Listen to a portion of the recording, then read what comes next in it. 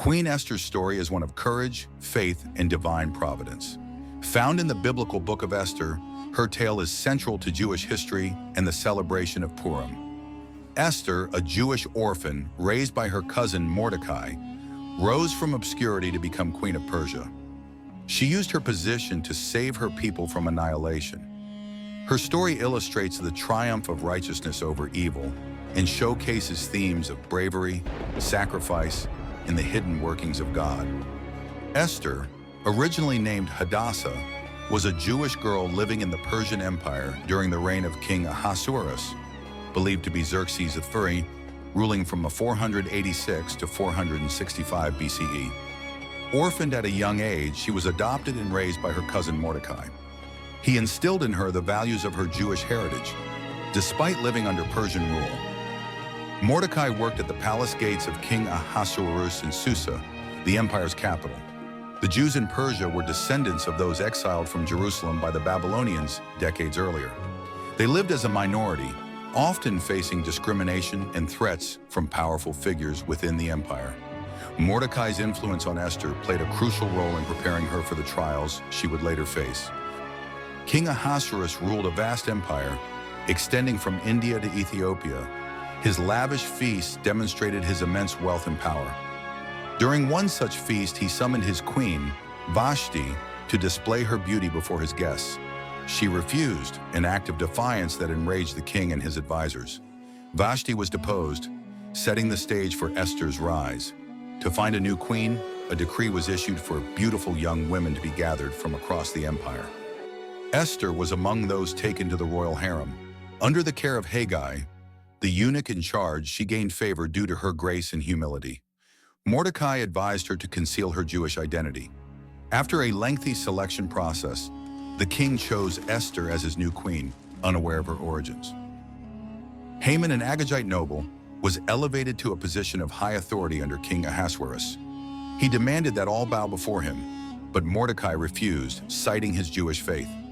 This enraged Haman, who not only sought to punish Mordecai, but also devised a plan to exterminate all Jews in the empire. Haman manipulated the king into issuing a decree for their destruction, convincing him that the Jews were disloyal subjects. The decree was sealed with the king's signet ring and set to be enacted on a specific date. The Jewish community was thrown into mourning and distress. Mordecai urged Esther to intervene, warning her that she too would not be safe from the decree. Initially hesitant, as approaching the king uninvited could mean death, Esther agreed after 3 days of fasting and prayer. She famously declared, "If I perish, I perish." Summoning her courage, Esther entered the king's chamber uninvited. The king, moved by her presence, extended his golden scepter, sparing her life.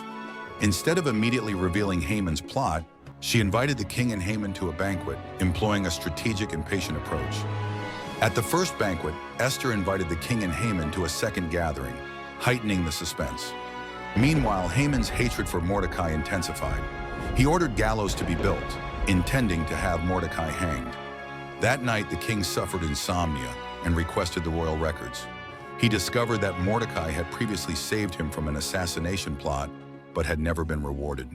The next day, in an ironic twist, Haman was ordered to honor Mordecai publicly. During the second banquet, Esther finally revealed her Jewish identity and exposed Haman's plot.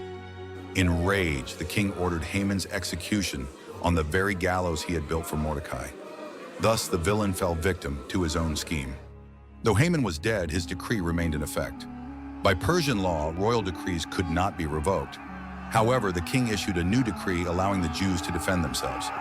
When the fateful day arrived, the Jews triumphed over their enemies. To commemorate this victory, Mordecai and Esther established the festival of Purim, marked by feasting, giving gifts, and reading the book of Esther. This celebration continues today as a testament to their courage and divine intervention. Queen Esther's story is a timeless narrative of bravery, faith, and divine providence. She risked her life to save her people, demonstrating that even in exile, God's hand is at work. Her legacy remains an inspiration, reminding generations of the power of courage, wisdom, and faith in the face of adversity.